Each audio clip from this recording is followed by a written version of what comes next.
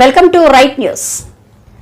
Novel dockyard main gate వద్ద మహిళల ఆందోళన. విశాఖపట్నం నగరం నావెల్ డాక్ యార్డ్ ప్రధాన గేటు వద్ద సోమవారం తమ భర్తల ప్రాణాలకి భద్రత కల్పించాలని మహిళలు నిరసన చేస్తున్నారు. నూతన వంతెన నిర్మాణం కోసం నావెల్ డాక్ యార్డ్ యాజమాన్యం రహదారిని మూసివేసింది. ఈ నేపథ్యంలో ప్రత్యామ్నాయం ఏర్పాటు చేసి నావికా దళానికి చెందిన ఎస్బీసీ నుంచి రాకపోకలకి అనుమతి ఇవ్వాలంటూ వారు డిమాండ్ చేస్తున్నారు. సుమారు 200 మంది నావెల్ డాక్ యార్డ్ ప్రధాన ద్వారం వద్ద మహిళలు ఆందోళన చేస్తున్నారు.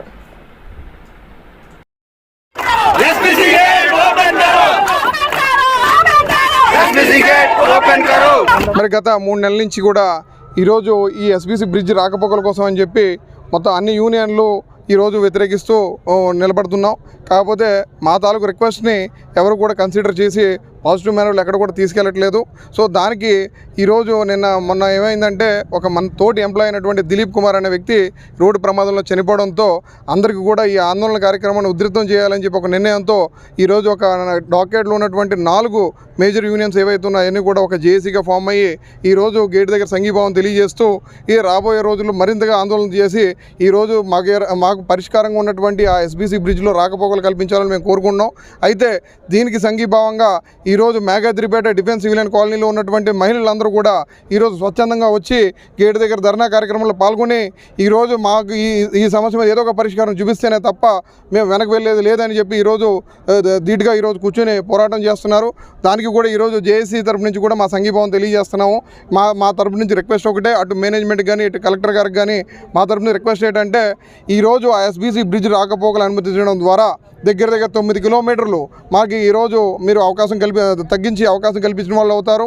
అలాగే ఈ రోడ్డు పరిస్థితులు కూడా బాగలేదు కాబట్టి మా తాలూకు ప్రాణాలతో చలగాటం ఆడుకోవద్దని చెప్పి మాకు ఈ సభాముఖంగా మీ అందరికీ కూడా తెలియజేస్తూ వీలైనంత త్వరగా ఎస్బీసీలో రాకపోకలు కల్పించాలని కోరుకుంటూ సెలవు తీసుకున్నాం. ఓకే, ఈరోజు ఈస్టర్న్ కమాండ్లో పనిచేస్తున్నటువంటి అన్ని యూనిట్స్లో నుంచి ఎంప్లాయీస్ అందరూ కూడా వచ్చి ఒకటే రిక్వెస్ట్ ఏంటంటే యాజమాన్యానికి ఎస్బీసీ ద్వారా బ్రిడ్జ్ ద్వారా మమ్మల్ని అలౌ చేయమని చెప్పని రిక్వెస్ట్ చేయడంతో పాటు ఎంప్లాయీస్ వాళ్ళ ఫ్యామిలీస్ కూడా వచ్చి మార్నింగ్ నుంచి ఇక్కడ ఈ యొక్క యాజిటేషన్ ప్రోగ్రాంలో పాల్గొన్నారు.